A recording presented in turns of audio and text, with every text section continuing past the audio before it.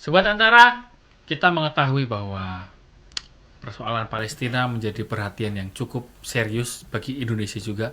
Dan beberapa momentum Indonesia mengirimkan atau hadir di Palestina untuk menjadi membantu apa yang bisa dilakukan. Dari mulai menjadi seorang relawan hingga mendirikan rumah sakit melalui berbagai cara. Nah, di sini sudah hadir salah satu relawan yang benar-benar stay di Gaza, yaitu Mas Farid Zanzabil Al-Ayubi. Benar, Mas? Ya, benar. Mas. Panggilannya Mas Farid ya? Ya, Mas Farid. Nah, Mas Farid, ceritanya gimana, Mas? Bisa berada di Gaza atau memang stay di sana atau memang lagi belajar di sana sehingga menjadi relawan? Ya. Jadi saya alhamdulillah bisa berkesempatan ke Gaza itu pada tahun 2020, tepatnya pada tanggal 19 Februari 2020 tuh. Nah, jadi sebelum tanggal itu saya ini kan lulusan pesantren Al-Fatah di Cilengsi. Nah, pesantren ini sering mengadakan kayak aksi bela Palestina. Untuk edukasi Palestina tuh kayak gimana ini apa segala macam. Nah, timbullah rasa penasaran saya terhadap Palestina. Bagaimana Palestina di sana? Apakah Palestina ini tiap harinya perang atau bagaimana kehidupan di sana? Kehancuran di mana-mana bagaimana? Timbullah rasa seperti itu saya. Nah, terus juga saya pengen, kan waktu itu kan SMA, Madrasah Aliyah. Nah, itu mau lulus. Saya pengen kepikiran kalau lulus nanti kuliah itu saya pengen ke Gaza. Jadi memang sudah memiliki cita-cita itu? Ya, ke sana dan mengambil jurusan jurnalistik. Oh, jurnalistik? Ya, karena ingin ya berita-berita yang akan diangkat di Gaza itu kan lebih menarik. Betul. Ya kan, untuk di televisi di Indonesia khususnya. Nah, saya terbangun seperti itu. Nah, ketika itu pada tahun 2019 ya qadarullah ayah saya itu berangkat ke Gaza. Ke Gaza duluan ya berarti? Duluan. Sama rombongan Mercy untuk membangun rumah sakit di Indonesia tahap 2. Lantai 3 dan lantai 4. Nah, ayah saya pergi ke sana. Sebagai apa waktu itu ayah? Waktu itu ayah sebagai sekretaris. Sekretaris pembangunan rumah sakit di sana. Nah, kemudian mau jelang akhir tahun setelah saya lulus Madrasah Aliyah di pesantren Al-Fatah sana, ayah saya ini bilang, "Mas, mau ke Gaza nggak?" "Ngapain?" "Mau kuliah nggak di sana?" "Wah, kuliah? Mau dong." "Iya, kuliah." Saya ditawarin seperti itu. "Mau dong." Saya sama ayah? Sama ayah. Setelah Farid tadi kan sebelumnya penasaran apakah di Palestina atau khususnya di Gaza sana apakah setiap hari memang benar-benar perang? Ya. Nah, setelah di sana bagaimana kondisi realnya sebenarnya? Ya. Ketika saya masuk ke Gaza, jadi kan itu lewat Rafah. Lewat Rafah Mesir sama Rafah Gaza. Jadi lewat Rafah Mesir dulu baru masuk ke Rafah Gaza. Ketika saya masuk ke Rafah Gaza, itu sama sekali yang saya pikirkan sebelum nyampe ke sana, yang bahwa ada rumah-rumah yang rubuh, yang hancur apa segala macam. Saya lihat sepanjang perjalanan itu nggak ada. Jadi Gaza itu di sono kehidupannya ada. Entah dari pertanian, nelayan, perekonomian mereka juga semuanya ada. Hiduplah mereka di sana kayak seperti di Indonesia ini. Cuman itu pada waktu pertama kali tiba di sana sebelum agresi yang sebelum ada peperangan. Nah, itu semuanya ada seperti kayak di Indonesia. Cuman bedanya mereka itu diblokade. Diblokade. Jadi Mas nih, misalkan mau ke Malaysia itu nggak bisa. Keluar dari Indonesia tuh nggak bisa. Nah, di sana mereka tuh Gaza itu diblokade ya dari sejak entah berapa tahun tuh, saya kok nggak salah tuh 17 tahun lebih di blokade mereka. Nah, itu mereka tuh hidup seperti itu di dalam kurungan. Jadi penjara terbesar di dunia itu sekarang tuh ya di Gaza. Gaza itu. Jadi maaf Mas. Jadi Gaza itu perlu digarisbawahi. Gaza itu tidak setiap hari perang. Tapi setiap saat bisa terjadi perang. Itulah Gaza, bukan setiap hari perang. Lalu waktu kondisi peperangan terjadi, Farid masih ada di sana? Ya, masih. Dan gimana kondisi waktu itu? Apakah tiba-tiba memang banyak serangan dari Israel yang diluncurkan dan kemudian Farid merasakan memang ada serangan yang seperti kita lihat di Indonesia seperti ini, atau memang seperti apa? Ya, jadi saya ini kan udah hampir 4 tahun di Gaza. Jadi awal 2021, bukan awal, di bulan Ramadan tahun 2021 itu awal peperangan yang saya rasakan. Nah, 2021 ini memang mereka itu menyerang itu lewat udara. Udara, ya. Aerodrome atau apa segala macam, pakai drone tanpa awak aja. Nah, mereka itu juga agresif. Mengebom di sektor utara terutama. Gaza Utara berarti. Di Gaza Utara. Nah, karena di rumah sakit Indonesia lah ya, itu di daerah Gaza Utara. Nah, Gaza Utara ini itu termasuk serangan yang paling agresif yang pertama kali mereka serang. Karena dekat perbatasan, Mas. Jadi rumah sakit Indonesia itu berdiri di Gaza Utara, dan itu perbatasan dari Gaza Utara, dari rumah sakit itu sampai perbatasan namanya RS ya, itu kurang lebih 2,5 kilometer doang. Lalu apa yang dilakukan Farid ketika menjadi relawan di Gaza? Di ketika peperangan atau ketika memutuskan menjadi relawan? Diputuskan jadi relawan. Ya, tugas saya itu kan pasti kuliah. Yang pertama kuliah, terus kemudian juga menjadi relawan di sana untuk membantu ya warga Gaza, karena warga Gaza ini sangat membutuhkan bantuan dari seluruh dunia, termasuk dari Indonesia. Karena bayangkan saja, mereka di blokade, ketika bantuan masuk ke Gaza itu kurang lebih per hari 300 truk bantuan dari seluruh dunia. Nah, jadi kita perannya ini sebagai relawan itu ya untuk membantu itu. Setelah pasca 7 Oktober, kegiatannya seperti apa? 7 Oktober ini peperangan yang sangat luar biasa, sampai 200 hari. Sampai saat ini belum selesai, dan ini peperangan terlama. Nah, peperangan ketika itu seperti biasa, kita memantau di rumah sakit dan untuk mendokumentasi saja waktu itu, ya kan, untuk mendokumentasi bagaimana rumah sakit Indonesia menangani korban, berapa jumlahnya korban yang dilarikan ke RSI, ya kan. Cuman hanya itu. Ketika 7 Oktober ini berbeda.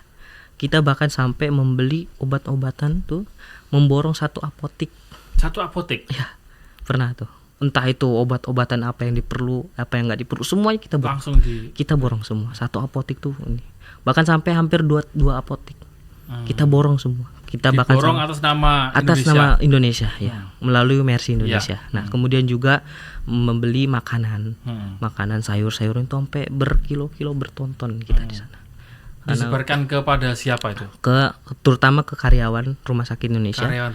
Karena mereka juga butuh energi, dan kemudian juga ada pasien. Kita itu selama 46 hari ya, itu berada di Rumah Sakit Indonesia, dan kita beli ya minyak goreng untuk menghidupkan listrik yang ada di Rumah Sakit Indonesia, untuk menggunakan minyak goreng. Minyak goreng untuk bahan bakarnya ya. Betul. Karena dari awal peperangan rumah sakit ya, Rumah Indonesia sama seluruh jalur Gaza itu semuanya mati, Mas, nggak ada listrik satupun. Dan ketika itu Rumah Sakit Indonesia menjadi tumpuan di wilayah sana. Betul.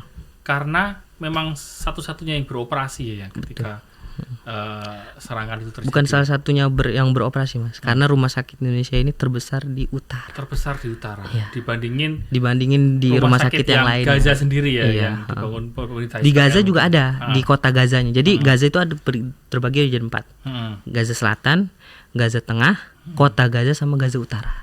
Nah, Gaza Utara ini itu yang terbesar Rumah Sakit Indonesia milik kita itu. Nah, kemudian di kota Gazanya, pusat pemerintahan Kementerian Kesehatan itu namanya di Rumah Sakit Ashifa. Nah, itu terbesar nomor 1 di seluruh jalur Gaza. Kenapa memilih jadi relawan di sana, Farid, ketika kondisi sekarang kan sangat mencekam seperti itu? Dan apa yang membuat Farid itu sempat tidak mau dievakuasi, atau bukan tidak mau, tapi memilih untuk tetap bertahan? Ya, satu sih, Mas, ngerasa tanggung jawab. Kan karena rumah sakit Indonesia yang dibangun dari rakyat Indonesia melalui Mercy Indonesia dan adanya cuman kita dari orang Indonesia. Nah, karena orang Indonesia ini sangat dibutuhkan di sana untuk menyalurkan jembatan. Ya, jembatan langsung yang ada di TKP. Kalau misalkan nggak ada orang Indonesia di sana, misalkan kayak Antara TV sini, ya menghubungi orang Indonesia di sana siapa? Kan nggak ada. Kemudian menyalurkan bantuan kayak tadi beli minyak goreng untuk menghidupkan rumah sakit ini, mereka mau nyari bantuan ke siapa? Kecuali ke kami gitu. Dan berarti memang benar ya waktu itu bahwa rumah sakit Indonesia sempat diambil alih oleh Israel. Ya. Ketika itu terjadi, Farid ada di situ? Enggak. Atau udah keluar. Udah keluar. Ya, ini anehnya mereka begitu, Mas. Karena mereka itu sebelumnya memfitnah rumah sakit Indonesia ini, ada terowongan Hamas. Iya. Ya, walaupun mereka itu buat fitnah apa segala macam, kita loh, saya ya kan, dan Fikri Reza itu melihat sendiri bahwa rumah sakit ini pure, nggak ada sama sekali untuk antara hubungan Hamas atau apa pejuang-pejuang lain di sana, nggak ada. Ya, Terowongan itu nggak ada. Kalaupun ada, saya bolak-balik ke situ, bahkan tidur situ mungkin, tapi nggak ada. Saya bolak-balik ke rumah sakit Indonesia, itu nggak ada sama sekali. Nah, mereka itu waktu itu nyampe di rumah sakit Indonesia pas tanggal 18 November. Nah, itu mereka mengusir kami melewat direktur rumah sakit Indonesia. Mereka langsung nelpon, saya ingin masuk, katanya. Saya ingin masuk ke rumah sakit Indonesia, tolong kosongkan rumah sakit ini. Kan aneh. Sempat memberitahu seperti itu. Cuman mereka tuh anehnya tuh, Mas, ya, mereka udah masuk ya, bukan masuk ke depan rumah sakit Indonesia. Itu membawa tank, bawa perlengkapan bom, perlengkapan intimidasinya udah jelas ya sejak awal. Bawa tank apa segala macam. Nah, mereka itu udah nyampe depan pintu rumah sakit, tapi izin dulu, ya kan, izin. Ya mungkin ini peraturan peperangan ya mungkin ya. Iya, karena rumah sakit bukan betul tempat pertahanan atau apa ya. Nah, mereka ini nggak mau masuk sebelum rumah sakit ini kosong. Padahal mereka itu datang ke rumah sakit itu untuk mengusir, Mas. Mengusir seluruh yang ada di rumah sakit Indonesia, dan mereka ingin membenarkan kalau ada terowongan yang ada di dalam rumah sakit itu. Dan anehnya mereka itu nggak berani masuk, tapi harus dikosongin dulu katanya. Selama 4 hari kita dikepung. Selama 4 hari dikepung itu saya lagi di basement rumah sakit Indonesia, kita bertiga. Ya, itu mereka lewat. Jadi rumah sakit ini kan bundar, Mas. Nah, muterin rumah sakit mencekam banget. Ya, mereka muterin rumah sakit itu, kedengeran.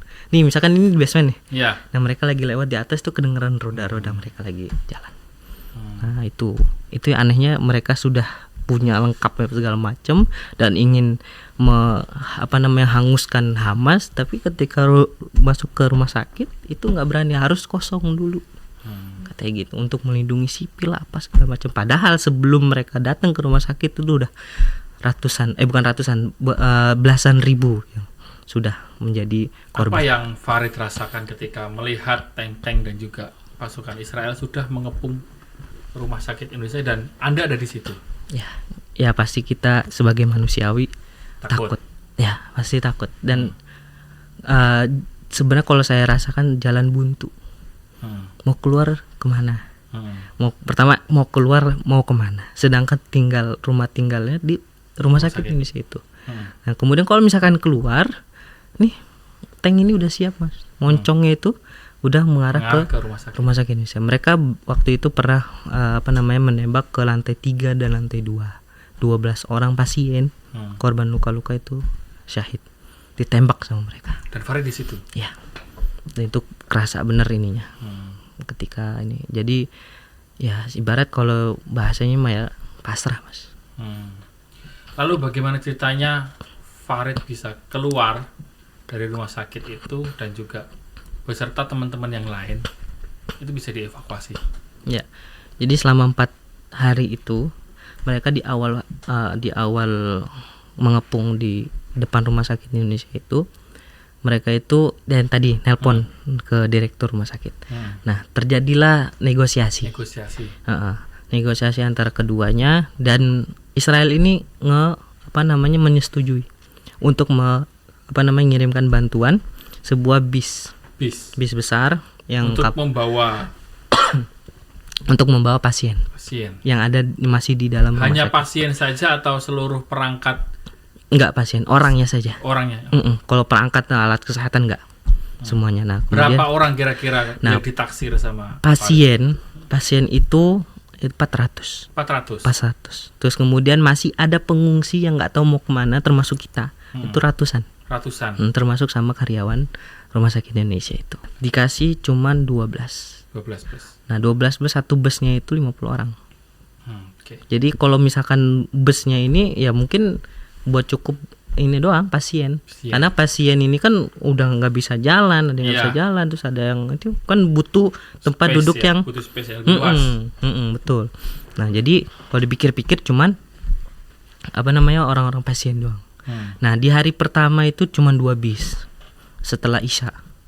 Nah, datangnya. Kemudian di hari kedua juga 2 bis doang setelah maghrib. Kemudian juga besoknya lagi 2 bis doang. Ya, 2 bis doang. Terus yaitu buat khusus untuk pasien doang. Nah, di akhirnya ini baru terakhir ini kloter terakhir itu sisanya datang bis-bis itu. Nah, kemudian nggak cuman bis itu, karena waktu bisnya mau datang itu mereka nelpon lagi. Saya mau masuk. Kalau nggak mau masuk jam 4 sore kita bakalan paksa untuk masuk sendiri, untuk masuk langsung. Gitu. Cuman nama direktur ini nggak bisa, masih ada pasien, masih ada ini nih. Butuh berapa ininya bisnya? Awalnya mereka ngasih 2 bis saja. Terus sama direktur ini ditolak mentah-mentah karena kan nggak cukup. Nah, akhirnya sisanya itu datang dan sama puluhan ambulan. Nah, disitulah dimana momen saya Fikri Reza itu meninggalkan Rumah Sakit Indonesia. Setelah keluar dari rumah sakit atau Gaza Utara, berarti menuju ke Rafah. Ke dekat Rafah. Di Gaza Selatan. Terus kemudian stay di Rafah dulu. Ya, stay di Rafah dulu. Saya menunggu. Bagaimana suasana di sana dan apa yang terjadi? Ya, jadi kita ini dievakuasi ke sekolahan, Mas. Sekolahan. Ya, sekolahan itu 4 lantai. Ya, dialokasikan ke sana. Jadi sekolah ini itu menjadi Rumah Sakit Indonesia. Oke. Karena Rumah Sakit Indonesia yang di utara itu sudah kosong, udah dikuasai, udah dibom apa segala macam. Nah, pindahlah ke sekolahan itu. Jadi pasien-pasien yang dari rumah sakit darurat ya berarti ya. Ya, betul. Kita tinggalnya di sana. Nah, jadi ketika pada malam Jumat itu kami ditelepon sama Kemenlunya langsung, Pak Yuda nggak salah namanya. Ya, dari Kementerian Kemenlu. Nah, itu ditelepon kalau kita Mercy udah siap untuk mengevakuasi kita bertiga untuk pergi atau untuk siapa pulang. Siapa saja waktu itu? Saya, Farid, Fikri dan Reza. Nah, kemudian kita ini diizinkan untuk pulang ke Indonesia. Cuman kita bertiga ini beda pendapat. Apa yang membuat beda pendapat? Beda pendapat ya saya nggak tahu ya, pendapat yang ini karena mereka ini terutama Fikri sama Reza itu mereka nggak mau pulang ternyata. Oke. Karena mereka ini pengen masih membantu Gaza. Bahkan ketika itu saya saya ini sebenarnya juga pengen pulang karena orang tua nggak kuat, ya kan. Ya udah akhirnya saya memutuskan untuk pulang dari seluruh proses Indonesia. Evakuasi tadi sampai akhirnya Farid masuk ke Indonesia seperti apa? Ya. Dari mulai meninggalkan Rafah tadi berarti ya. Dan kalau info yang saya tahu kan untuk bisa keluar dari Rafah aja izinnya kan nggak gampang ya, harus dikeluarkan oleh pihak Mesir dan yang disetujui oleh Israel. Betul. Dan seperti apa itu sampai akhirnya Farid bisa keluar namanya untuk diizinkan meninggalkan Gaza? Ya, jadi kita pada malam Jumat itu, jadi kan Rabu malam Kamis itu kita nyampe di selatan. Ya. Nah, malam Jumatnya itu kami ditelepon sama kementerian itu. Nah, jadi di hari itu kita langsung dimasukin nama 3 itu. Saya Fikri dan Reza itu dimasukin di Rafah. Untuk ya walaupun kalian mau keluar ya nama kalian udah ada, Walaupun nggak keluar juga nggak apa-apa, kita masukin aja namanya. Nah dari malam Jumat itu 15 hari kemudian baru muncul. Butuh 15 hari. Ya, karena banyak orang Gaza juga yang pengen keluar ya. Ya, karena ngantri. Nah jadi padahal ya hari Jumat atau hari Sabtunya itu Mesir sudah mensetujui, sudah convert kalau apa namanya kita bertiga ini dari Indonesia keluar. Cuman yang masalah itu dari Israel itu. Jadi kan harus ada 3 persetujuan.